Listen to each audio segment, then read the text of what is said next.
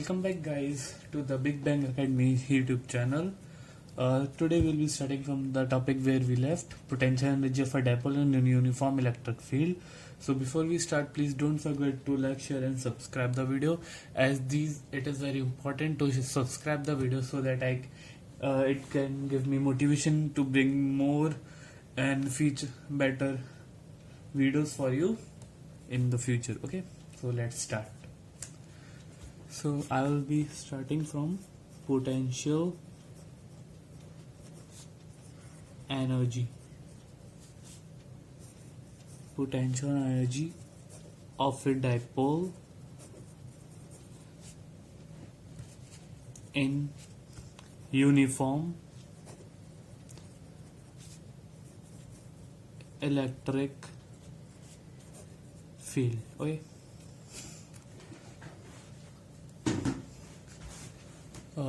One minute, yeah, it's okay. So let me make a dipole here first. Just like before, we will hang it in middle, plus Q charge and minus Q charge. I told you in the previous video that the electric field lines are directed always from plus to minus. Okay, plus to minus. Now it will be more clear. Okay, so here alpha, which is the angle between the electric field line, okay, the electric field line and the dipole moment, it will be 90 degree, as you can see. Okay, so the theta will be 90 degree over here.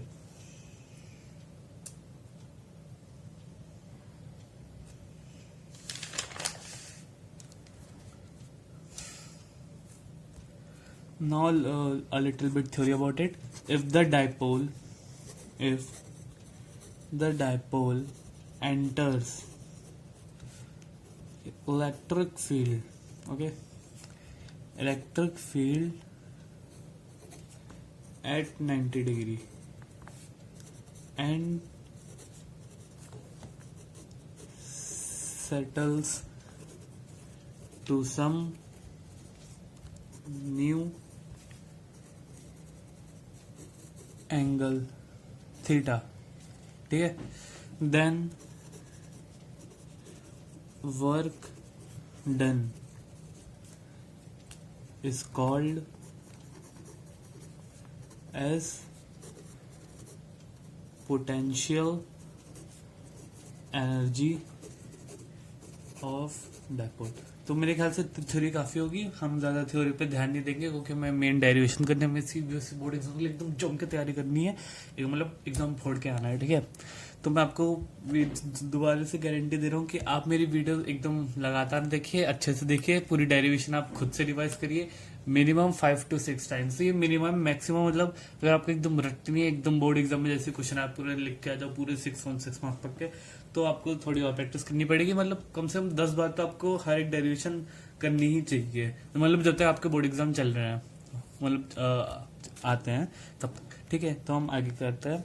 तो यहाँ पे जो होती है, मैंने आपको पिछली बार लिखवाया था, वर्क डन होता है PE is equal to cos alpha minus cos beta, ये हमने पिछले क्लास में किया था, ठीक है।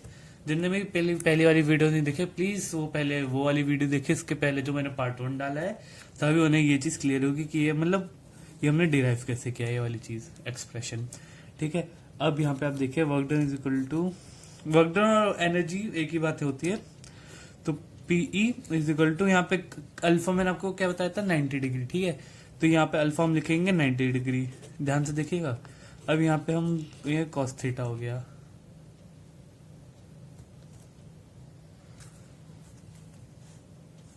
ओके। सो अब ये हमें मिलता है, ये कॉस 90 हम जानते कि 0 होता है, ये माइनस साइन बाहर, तो माइनस पीई कॉस थीटा। कुछ ज्यादा मुश्किल नहीं है, हाँ, लेकिन ये इंपॉर्टेंट है आपके न्यूमेरिकल के लिए, तो इसे आप याद कर लीजिएगा, ओके। तो हम बढ़ते हैं नेक्स्ट टॉपिक। ये भी इम्पोर्टेंट डेरिवेशन है, इस पे मैं स्टार बना देता हूँ एकदम 5 स्टार तो नहीं, हाँ 3 स्टार, लेकिन काफी रहेंगे, ओके। तो ये है अब electric field electric field for a dipole at any axial point. Okay, at any axial point. हाँ, अब यहाँ पे हम एक डायपोल बना लेते हैं अपना पहले की तरह. ये आपको मतलब स्कूल वगैरह में शायद ऐसा बार मैग्नेट टाइप न बनवाया जाए. ये मैं कल आपके जिससे आपको समझ में इजीली आ जाए इसलिए बना देता हूँ. वैसे ये बहुत एकदम सटीक है. आप कहीं अगर कोचिंग सेंटर वगैरह आप लोग जाते हैं और सीबीएसई की तैयारी अलग से करना चाह रहे तो आपको वहां भी ऐसे लिखवाया जाएगा कि ये ऐसे बना देते रेक्टेंगुलर. ये बहुत ही इजी कर देता है आपको समझने के लिए. ओके, नहीं तो कुछ लोग ऐसी हवा में आपको चार्जेस बना के दे देंगे तो आपको समझ में भी डिफिकल्टी होती है. अब इसका डिस्टेंस मैंने आपको बताया था 2a होता है हमेशा. यहाँ मिड पॉइंट तक का और इस मिड पॉइंट से इस चार्ज तक का a. Okay, sorry. यहाँ पे हम एक वो रख देते, एक पॉइंट लेते हैं यहाँ पे p. इस पे हम एक टेस्ट चार्ज रखते हैं +1 का. ठीक है, +1 का हमने टेस्ट चार्ज रखा.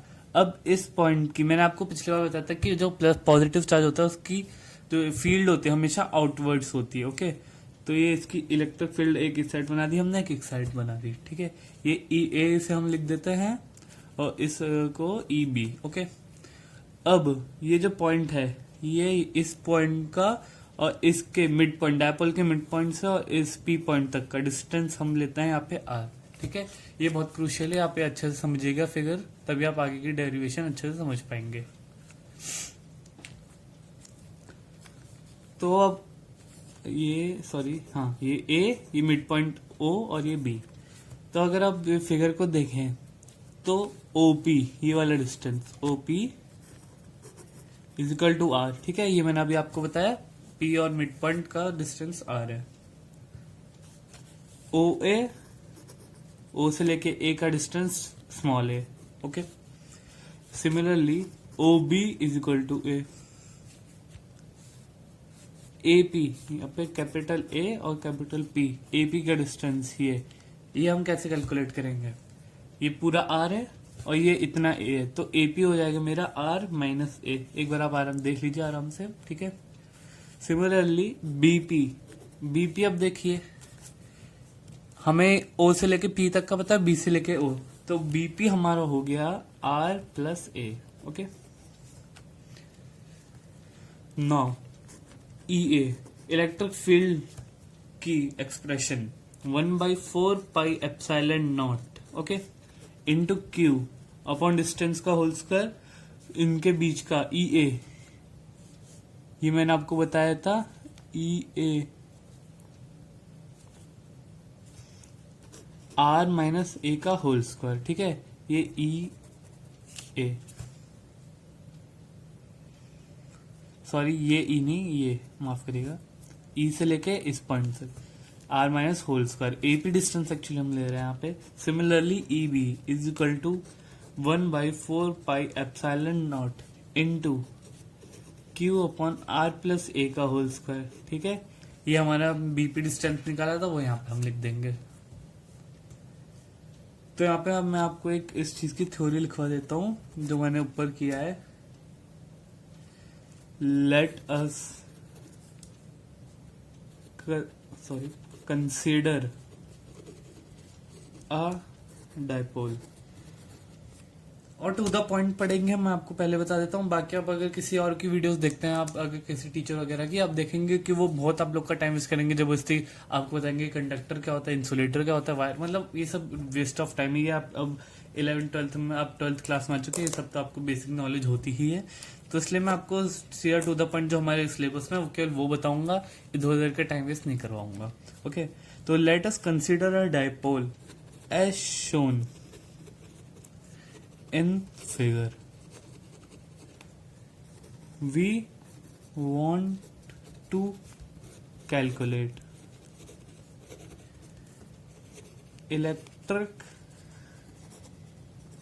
field due to dipole at any axial point P. ठीक है, हाँ एक चीज बता देता हूँ, ये एक्सियल पॉइंट का मतलब ये 180 डिग्री पे, ठीक है। इसके बाद आएगा इक्वेटोरियल पॉइंट। इक्वेटोरियल पॉइंट मतलब ओ से ही ऊपर 90 डिग्री पे। एक्सियल आपके डायपोल के एकदम सामने आप रख दीजिए 180 डिग्री के एंगल पे, या फिर आप कैसे याद, या तो 180 डिग्री के थ्रू याद रखिए या फिर ऐसे याद रखिए कि डायपोल के बिल्कुल सामने, ठीक है। तो ये हम जो डायपोल के बिल्कुल सामने होता है उसे एक्सियल पॉइंट बोलते हैं, ठीक है। चलो अब आगे बढ़ते हैं। अब जो हमारी नेट इलेक्ट्रिक फील्ड आएगी, ठीक है, इसे मैं ये ई भी आपने लिख लिया और मैं नेट इलेक्ट्रिक फील्ड निकालता हूं, तो ईपी, ओके। ईपी हमारी आएगी ई ए माइनस ई बी, ओके।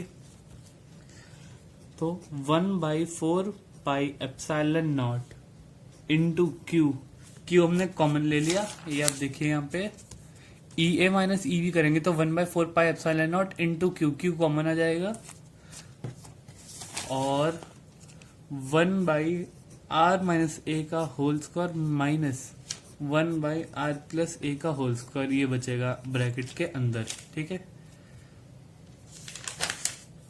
तो ईपी जो हमारी नेट फील्ड आएगी उसे हम आगे सॉल्व करते हैं। 1/4 pi epsilon not into Q into, अच्छा अब ये यहाँ पे थोड़ी सी मैथ आई, मतलब ज्यादा कुछ मुश्किल नहीं है। अब यहाँ पे हम एलसीएम लेते हैं, r plus a whole square, इसमें मल्टीप्लाई करेंगे ऊपर नीचे, तो आर प्लस ए का होल स्क्वायर माइनस ये इधर मल्टीप्लाई होगा आर माइनस ए का whole square upon R minus A का whole square into R plus A का होल स्क्वायर।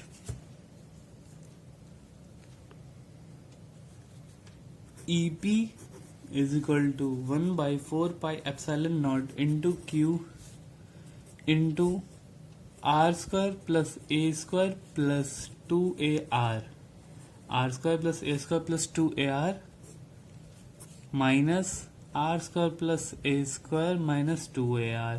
ये हम जब ब्रैकेट को सॉल्व करेंगे तो हमारे पास ये वैल्यू आ जाएगी। अब मैं आपको एक बार एक्सप्लेन करता हूँ मैंने कैसे लिखा। आर प्लस ए का ए प्लस बी का whole square, A square plus B square plus 2ab, A minus B का whole square, A square plus B square minus 2ab। तो ये सिंपल मैथमेटिक्स है जो हम हमेशा से करते आ रहे हैं। नीचे क्या आएगा, ठीक है, ये हम मल्टीप्लाई करेंगे तो अब ये ऐसे देख सकते हैं ए प्लस बी इंटू ए माइनस बी, तो हम इसके कर देंगे ए स्क्वायर माइनस बी स्क्वायर, और ये वाला जो स्क्वायर है ये एज इट इज बाहर, ठीक है। तो are square minus a square का होल स्क्वायर। अब इसे आगे फर्दर सॉल्व करते हैं हम, तो हमें मिलेगा 1/4 pi epsilon not into Q, ठीक है, ये क्यू है। अब इसे एक बार आप सॉल्व करें, आर ब्रैकेट खुलेगा तो माइनस का sign, r minus a minus, ठीक है, क्यू इंटू ए, और ये प्लस का माइनस ये कट गया, आर ये हमारा कट जाएगा, 2ar, ये माइनस माइनस प्लस, ये 4ar, ठीक है, upon are square minus a square का होल स्क्वायर। ये इतना समझ आ गया। अब देखिए जो हम न्यूमेरिकल यूज करेंगे उसमें हमें ये वाली एक्सप्रेशन यूज नहीं करना होता है। मैं आपको बताता हूँ, हम इसका अप्रोक्सीमेशन करते हैं। Approximation, if r greater than, मतलब बहुत बहुत बड़ा ए से, देन, अब ये आर ए से इतना बड़ा हो गया कि ए इसके सामने बहुत छोटी क्वांटिटी बन जाती है, ठीक है। अब जैसे आप ये समझ लीजिए कि आर काफी बड़ा 99999 हो गया और ये उसके सामने डेसिमल्स में है 0.00001, ऐसा आप समझ लीजिए। तो फिर मतलब ए का इतना इफेक्ट इस पर नहीं पड़ता, हम उसे निगलेक्ट कर सकते हैं। तो ये हमारी जो वैल्यू आ जाएगी फाइनल, इसे हम ऐसे लिख सकते हैं 1/4 pi epsilon not, A neglect कर देंगे, ठीक है। निगलेक्शन आपने 11th में भी पढ़ा होगा, ये हम न्यूमेरिकल वगैरह में यूज करते हैं काफी। 1/4 pi epsilon not into Q into 4ar upon r to the power 4, okay. ये हमारा ए निगलेक्ट हो गया, आर का। अच्छा, अब आप लोग सोच रहे होंगे कि मैंने ऊपर वाले ए क्यों नहीं हटाया। ऊपर वाला ए इसलिए नहीं हटाया क्योंकि मल्टीप्लीकेशन में, ये एडिशन है, सब्ट्रैक्शन में नहीं है, ओके।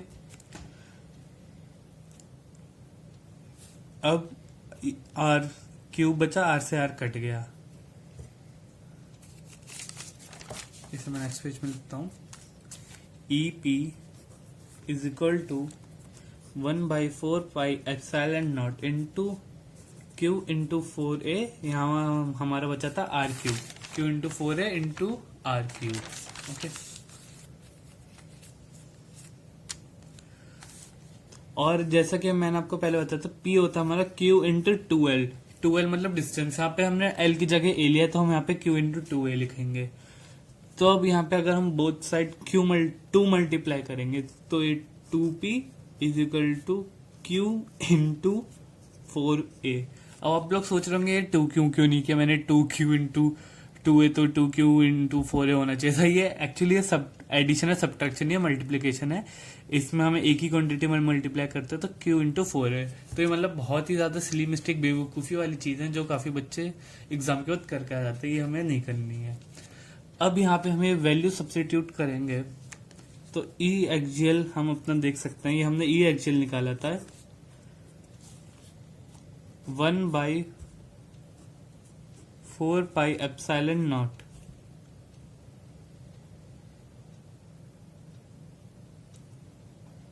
Into 2p/r³। ये हमारे पास इतनी वैल्यू आ चुकी है, E axial is equal to 1/4πε0 into 2p/r³। अब ये आप इसे मार्क कर लीजिएगा, ये भी काफी इंपॉर्टेंट है। मतलब डेरिवेशन में आपको जितनी भी कराऊंगा वो मैं आपको बताता जाऊंगा सीबीएसई के लिए इंपॉर्टेंट है कि नहीं। वैसे बेसिकली आपके लिए सारी ही डेरिवेशन जितनी भी आपके एनसीईआरटी में सब इंपॉर्टेंट है। वो मैं एक्चुअली एक प्रॉब्लम क्या है, एनसीईआरटी में आप अगर डेरिवेशन खोल के देखेंगे तो आपको समझ नहीं आएगी। वो उन्होंने एक्चुअली काफी कॉम्प्लेक्स वे में लिखे है, तो मैं आपको एकदम सिंपल बता देता हूँ। हमारे स्कूल्स में भी ऐसी करता हूँ, सीबीएसई के सिलेबस में भी यही सारी डेरिवेशन है, ठीक है। अब इसके आगे क्या नया टॉपिक आता है, और ऐसा नहीं कि सिर्फ डेरिवेशन ही है यहाँ पे, आप पूरा चैप्टर अगर पढ़ना चाहे तो मैं आपको पूरा चैप्टर ही पढ़ा रहा हूँ यहाँ पर, ठीक है। तो ये डरने वाली बात नहीं कि मैं सिर्फ डेरिवेशन करूंगा, आपको और नहीं कराऊंगा, पूरा कंप्लीट चैप्टर, ओके। तो नेक्स्ट हम पढ़ेंगे electric field at any equatorial. अभी मैंने आपको एक्सियल के लिए कराए थे, अभी इक्वेटोरियल के लिए। Equatorial point of the dipole. तो मैं फिगर आपको नेक्स्ट पेज में बना के दिखाता हूँ इसका। Electric field at any equatorial point of the dipole. यहाँ पे जगह कम है तो ये हम अपना डाइपोल बना लेते हैं पहले। ये माइनस क्यू, ये प्लस क्यू। ये अब मैंने आपको क्या बताया था, हमारा ऑलवेज परपेंडिकुलर होता है इक्वेटोरियल पॉइंट डाइपोल के ऊपर, ठीक है। मिड पॉइंट से देखेंगे हम इसको, तो ये हमारा ए पॉइंट,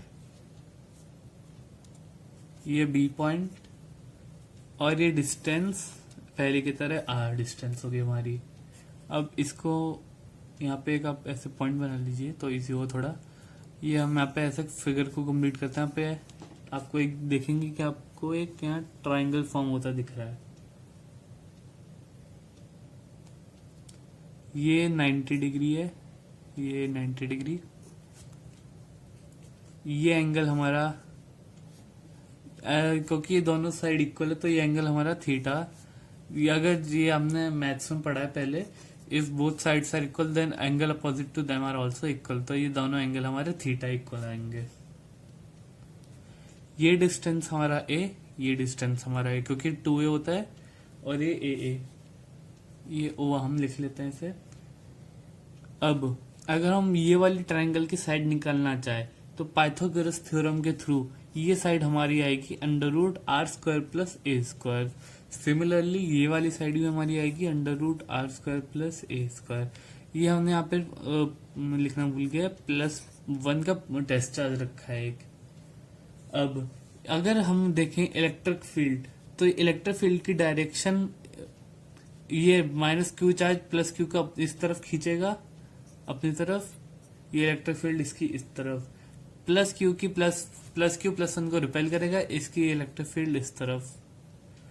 अब जब हम इसको रिजॉल्व करेंगे तो आपको दिखेगा कि ये बीच में इसका आएगा, ये भी एंगल हमें थीटा मिल जाएगा। अब एक बार मैं आपको एक्सप्रेशन लिख के दिखा देता हूं। EA is equal to EB is equal to 1/4πε0 into Q by √r² plus a² का होल स्क्वायर। ये हमारी ई आ जाएगी। ये मैंने इसलिए लिखा है क्योंकि आप देख सकते हैं ई ए और ई भी हमारी ऑलमोस्ट कह रहा हूँ बिल्कुल सेम आएगी, इसलिए हम इसे इस बार ऐसे लिखेंगे। एक्चुअल में अलग अलग थी, वो कट रही थी, डायरेक्शन अपोजिट थी, तो वो हमें माइनस सब्ट्रैक्ट करनी पड़ी थी। तो अब मैं इसको अभी जो मैं आपको बोला था कि रिजॉल्व करेंगे, तो एक बार मैं आपको रिजॉल्व करके भी दिखा देता हूँ। इसमें वेक्टर्स का यूज होगा। मैं आपको पहले बताया था कि 12th में जो 11th के टॉपिक है वो बहुत ही कम यूज होते हैं, जैसे कि वेक्टर ज़्यादा रिलेशन नहीं है 11th और 12th की फिजिक्स में, और 12th की फिजिक्स 11th की कंपेरिजन में बहुत ईजी है।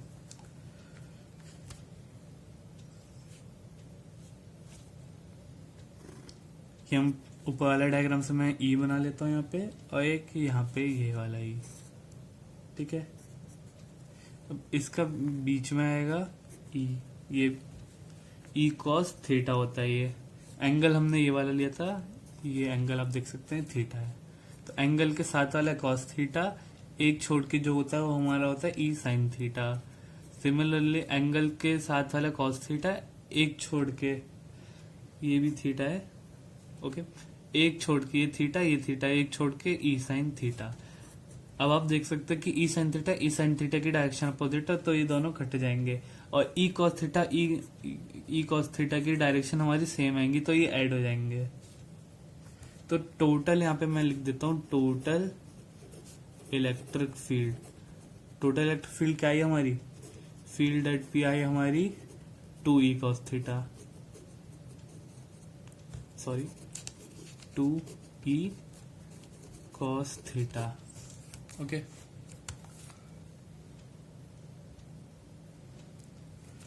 आगे बढ़ते हैं।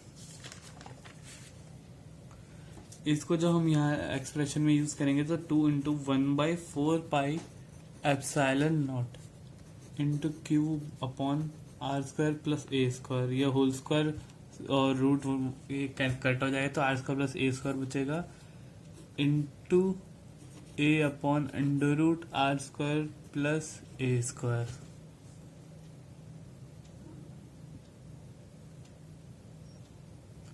अब आप ये देखिए कि ये जो मैंने लिखा है A upon under root are square plus A square, ये मैंने कैसे लिखा, ये मैंने यहाँ से लिखा है 2e cos theta, cos theta की वैल्यू मैंने लिखी है एक्चुअली यहाँ पे। cos थीटा की वैल्यू हमारी होती है बेस अपॉन हाइपोटेन्यूज,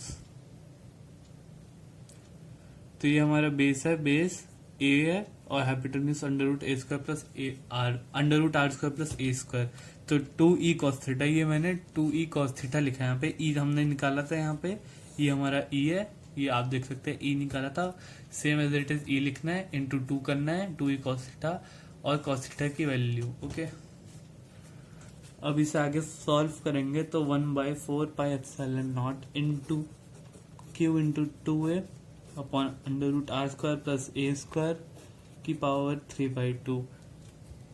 ये अब देखेंगे ध्यान से, तो ये 1/2 और ये 1/2 और 1/2 3/2 ऐड करेंगे जब पावर्स को मल्टीप्लिकेशन में ऐड होता है हमारा, तो इसकी पावर 3/2। अच्छा, ये फिर से आप देखिए, फिर से पुराने वाले फॉर्मूले का यूज हो रहा है, ये डायपोल मूवमेंट आ गया हमारा P, डायपोल मूवमेंट है हमारा P is equal to Q into 2a, okay. अब फिर से मैं आपको बताया था कि अप्रोक्सीमेशन करेंगे, यहाँ पे फिर से हम वही लेंगे, R बहुत बहुत बड़ा A से, देन मैं यहाँ पे लिख भी देता हूँ, then neglecting a square with respect to, ये बहुत जरूरी होता है विद रिस्पेक्ट टू लिखना। अगर आपको सीबीएसई में आप डेरिवेशन लिख रहे हैं तो ये आपको ये लिखना जरूरी है, with respect to r square. E equatorial, ठीक है, इक्वेटोरियल मैं आपको बता देता हूँ, आपको ये वाली लर्न नहीं करनी है। इसके जो हम अप्रोक्सीमेशन करेंगे उसके बाद जो हमारे वैल्यू एक्सप्रेशन आएगा, हमें वो वाली लर्न करनी है, वो वाली हमारी न्यूमेरिकल में यूज होगी। कोई भी न्यूमेरिकल आपका एनसीईआरटी में जो भी गिवन होगा इसके लिए, उसमें आपको ये वाली एक्सप्रेशन यूज होगी जो मैं अब लिख रहा हूँ, 1/4 एप्सिलॉन नॉट इंटू P/R³, ठीक है। एक हमने निगलेक्ट किया था OP।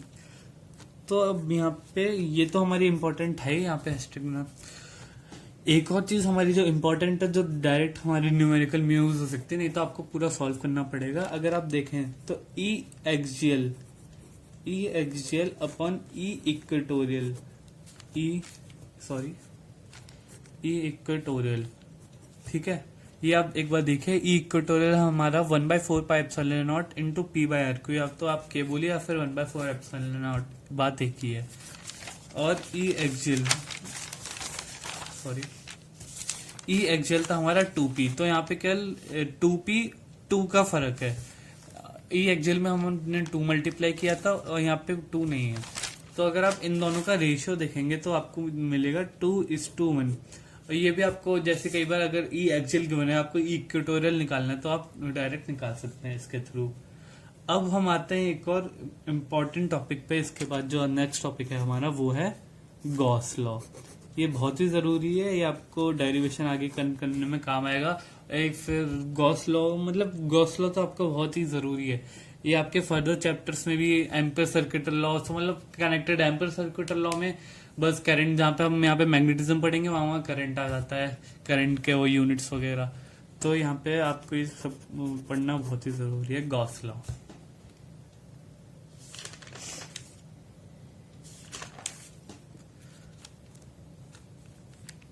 तो इससे पहले इसके जो इम्पोर्टेंट टॉपिक्स इससे रिलेटेड जो आप यूज होंगे, मैं एक बार वो बता देता हूँ कि इलेक्ट्रिक फ्लक्स क्या होता है।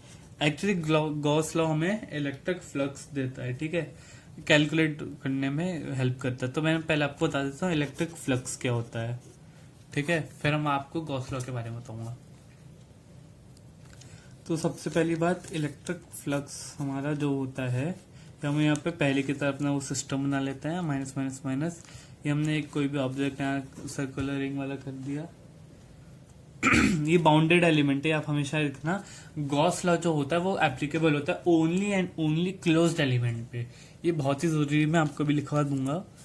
तो ये जो एच की इलेक्ट्रिक फील्ड लाइन है, बहुत सारी लाइन इसके थ्रू पास करेंगी, ऑलमोस्ट इनफाइनाइट होती है, लेकिन हमें जो होता है, जो इस बाउंडेड एलिमेंट के थ्रू जो इलेक्ट्रिक फील्ड लाइन पास करेंगी, वो हमारा होता है flux, number of field lines through bounded element. Okay, electric flux को जो रिप्रेजेंट करते हैं वो करते हैं फाई ई से, ई स्मॉल ई नीचे ऐसे आता है, फाई ई से इलेक्ट्रिक फ्लक्स को डिनोट किया जाता है। मैं लिख देता हूं, number of field lines through bounded element, ठीक है, ये हमारा होता है इलेक्ट्रिक फ्लक्स। अब हम आगे बढ़ते हैं, मैं आपको बताता हूँ गॉस लॉ।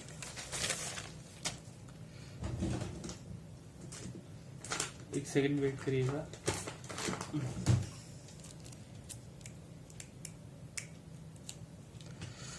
तो गॉस लॉ की हम डेफिनेशन लिखते हैं, this law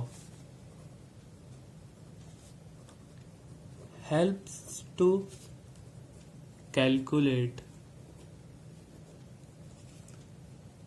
the electric flux of any bounded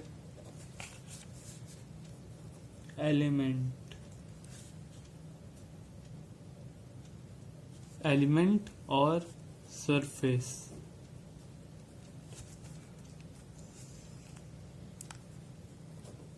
placed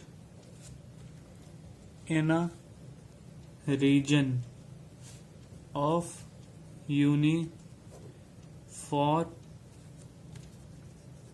electric field, ठीक है।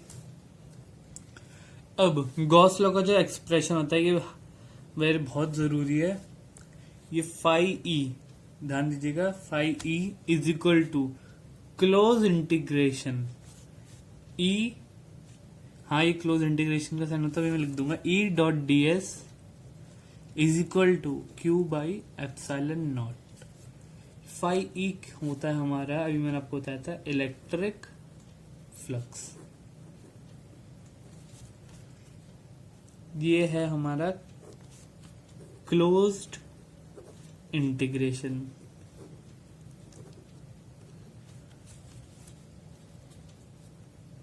ये यहाँ पे मैं ऐसा वेक्टर वाला साइन बना देता हूँ, तो ये है हमारा इलेक्ट्रिक फील्ड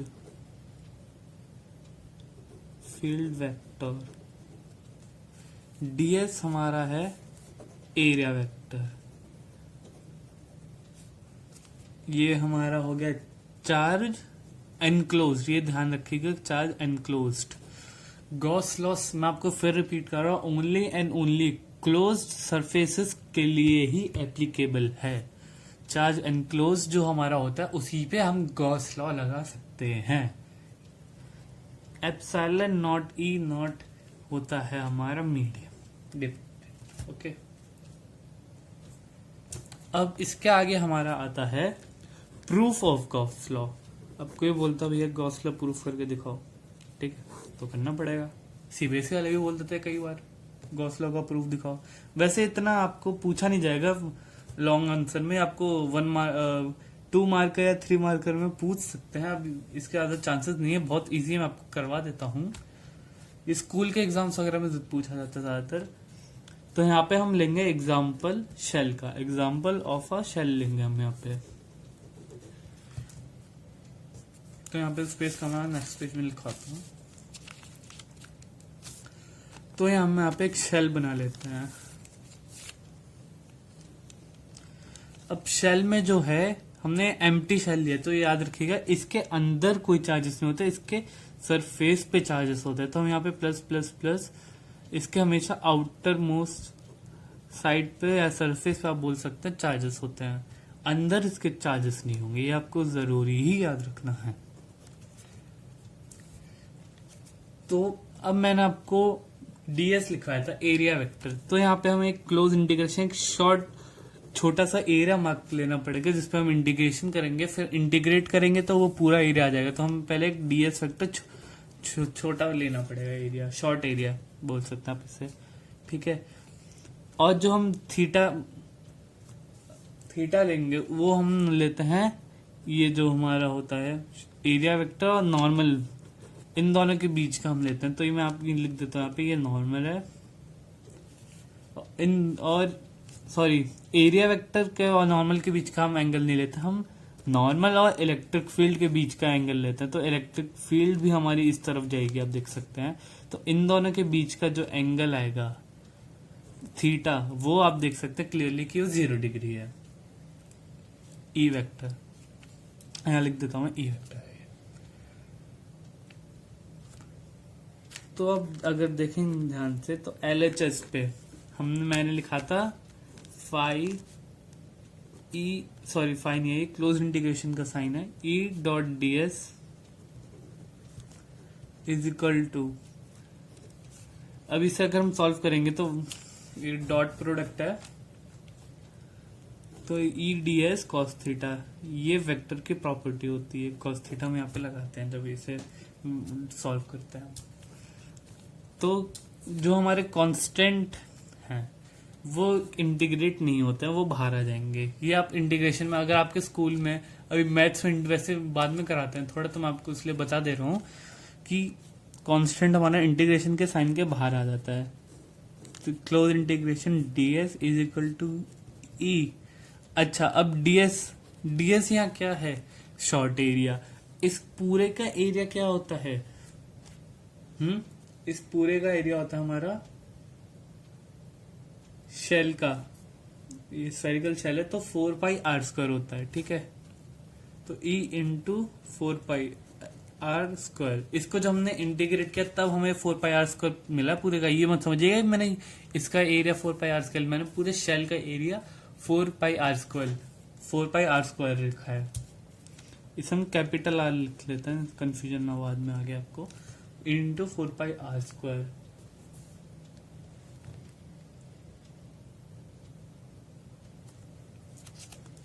तो इसको आप अगर फर्दर सॉल्व करेंगे तो E की वैल्यू क्या होती है, 1/4 pi epsilon not into Q by r square, ठीक है, डिस्टेंस।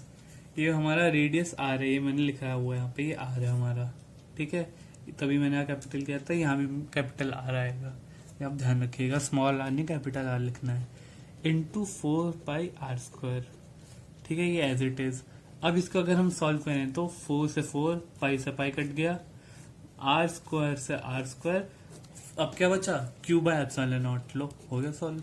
बस इतना सा प्रूफ है 3 लाइन का गॉस लॉ का, एक फिगर और ये 3 लाइन, और आपका गॉस लॉ कंप्लीट, मतलब proof complete. Gauss law topic खत्म नहीं हो गया हमारा अभी। तो अब आगे बढ़ते हैं। इसमें आपको एक बार चीज लिखवा दे देता हूं, Gauss law does not depend on shape of closed surface, ठीक है। ये बहुत ही इम्पोर्टेंट लाइन है, समझिए। जैसे कि मैंने एक ये बना दिया, इसके अंदर से ये इलेक्ट्रिक फील्ड निकाली, 4 लाइनें गिन की, 1 2 3 4, ठीक है। अब इसको मैंने अलग अलग कर दिया, मान लीजिए 4 नहीं, ये 1, ये इधर से आई, ये इधर से आई, ये इधर से, ये इधर से, तो अब टोटल इसकी कितनी हो गया फ्लक्स, 8 लाइनें हो गई, ये 8 है। सेम अगर मैं एक क्यूब ले लूं, क्यूब में इधर इधर इधर इधर से निकालूं, इसको भी क्लोज ए सरफेस में दिखेंगे तो 8 लाइन हुई, ठीक है। ये ऐसे ही छोटा सा प्रूफ था इस लाइन का कि गॉस लॉ हमारे शेप पे डिपेंड नहीं करता है।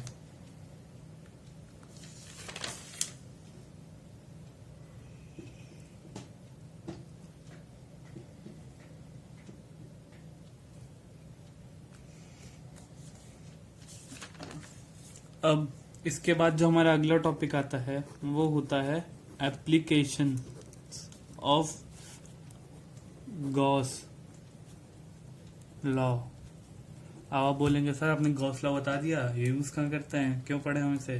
तो हम इसलिए पढ़ेंगे क्योंकि एप्लीकेशन होते हैं बेटा, एग्जाम में आता है ये। तो ये इसका पहला हो गया शेल, दूसरा सॉलिड स्फीयर, तीसरा थिन रॉड, चौथा थिन शीट। अब इसमें सॉलिड स्फीयर के 2 पार्ट होते हैं, एक कंडक्टिंग मतलब ये शेल बन जाएगा, कंडक्टिंग होगा तो इसके सारे चार्जेस बाहर आ जाएंगे, और ये और शेल और इसमें कोई फर्क नहीं रह जाएगा। सॉलिड स्फीयर में जो दूसरा होता है नॉन कंडक्टिंग, इसमें सारे चार्जेस अंदर ही बैठे होते हैं, लो हम बाहर नहीं जाएंगे, अंदर ही बैठे रहेंगे। और शेल में होता है हॉलो, इसका आप लिख लीजिए क्लियर हो जैसे हॉलो स्फीयर, ठीक है। तो एक हॉलो स्फीयर और एक कंडक्टिंग सॉलिड स्फीयर और सेम होते हैं बिल्कुल, इसके भी हॉलो स्फीयर के चार्जेस बाहर होते हैं। इसका जो मैंने डेरिवेशन नहीं प्रूफ किया था गॉस लॉ में, वो यही यूज किया था। ये मैं आपको लिखवा देता हूं, a conducting solid sphere have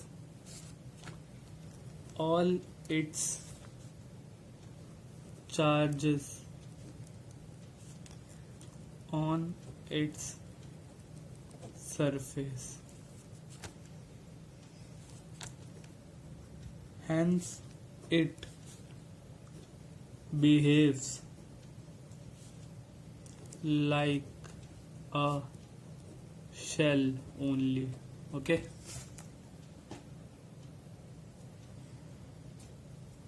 अब जो मैंने लिखवाया था, सबसे पहला part, a part, electric field due to a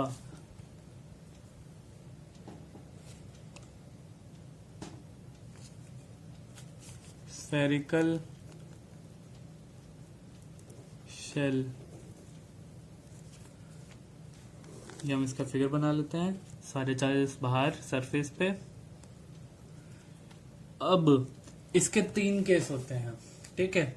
सबसे पहले सेंटर इसके अंदर हो गया एक, ठीक है, ये हमारा सेंटर है, इसके अंदर हम कोई भी ए पॉइंट ले लेंगे, यहाँ पे हमें इसकी इलेक्ट्रिक फील्ड निकालनी होगी ऑन द सरफेस बी पे, बाउंडर पे बोल लीजिए आप, या फिर आउटसाइड, ठीक है, सी पॉइंट पे। अब इसमें केस 1 जो हमारा आएगा, sorry case 1 for a inside,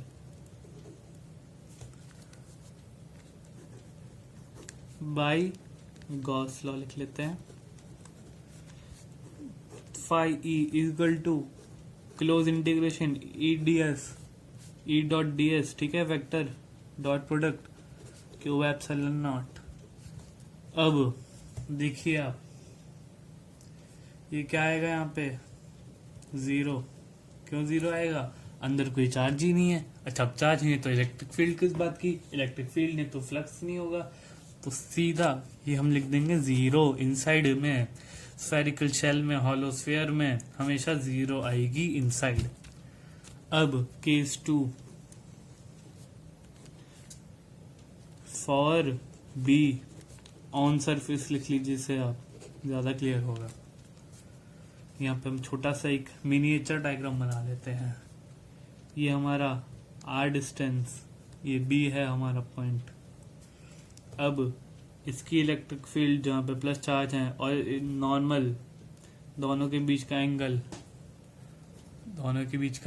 0 degree, ठीक है, 0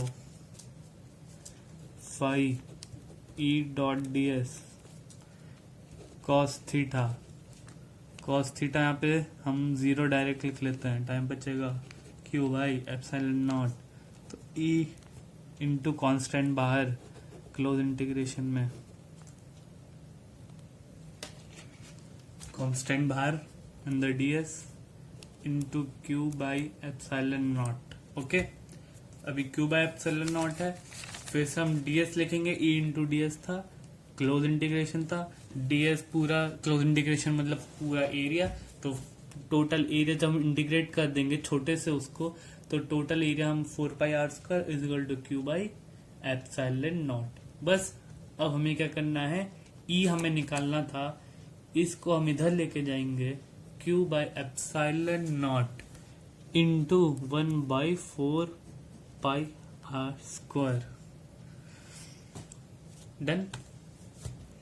अब बस हम इसे थोड़ा सा रीअरेंज कर लेंगे जैसे पढ़ने में ज्यादा इजी हो। Q बाई r² या फिर 1/4π into Q by r²। Done.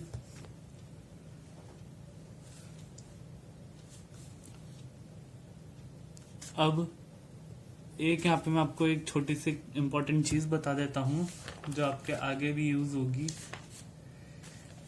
एक होता है यहाँ पे चार्ज डिस्ट्रीब्यूशन के। अगर हम 2D में देखेंगे, 2D में एक छोटा सा फिगर ऐसे बना लीजिए आप, तो sigma is equal to Q by A होता है। ये होती है हमारी सरफेस। ये मतलब मैं एक अलग टॉपिक बता रहा हूँ, आप कंफ्यूज मत होइएगा बिल्कुल भी। चार्ज डिस्ट्रीब्यूशन ये हम लिखने का तरीका होता है सरफेस चार्ज डेंसिटी का।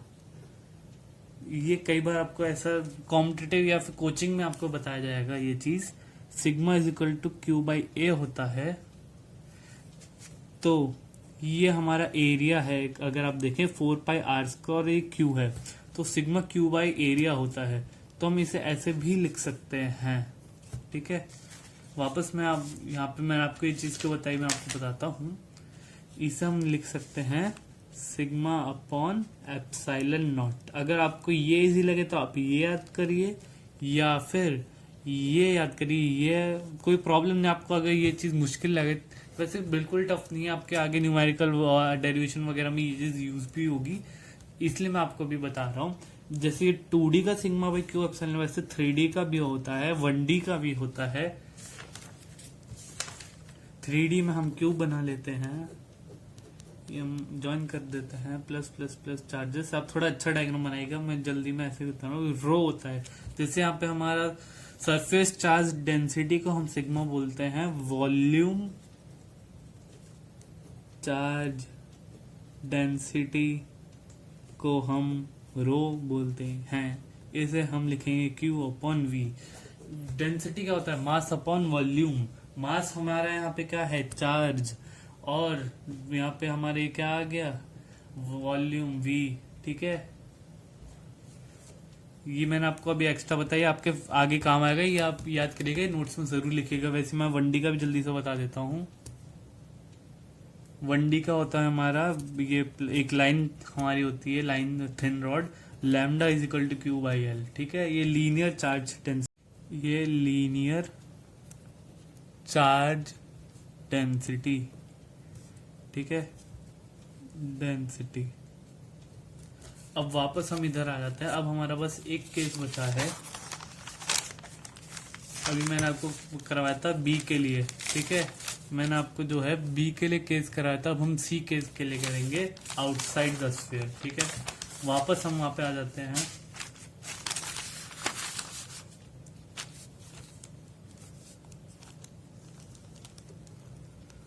मैं आपको फिगर दोबारा बनाता हूँ, इससे कोई कंफ्यूजन ना हो।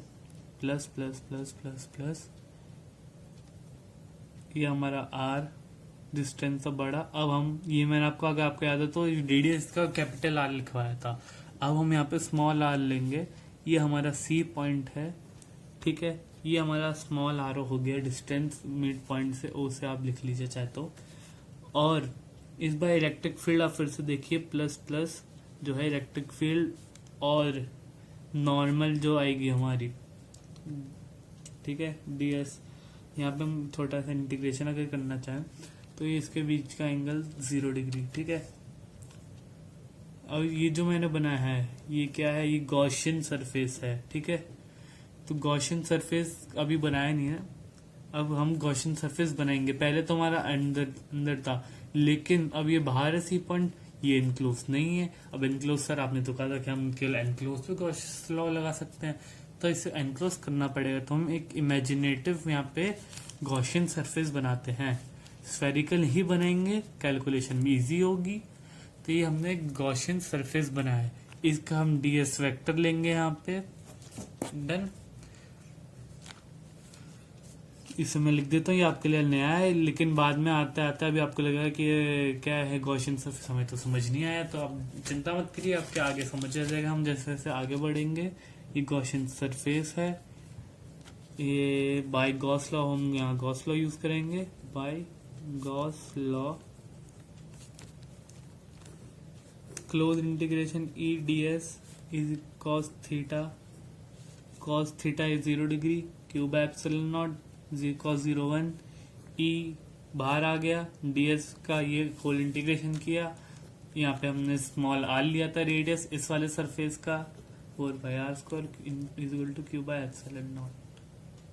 तो e into 1/4πε0 into Q by r², ये हमें मिल गया।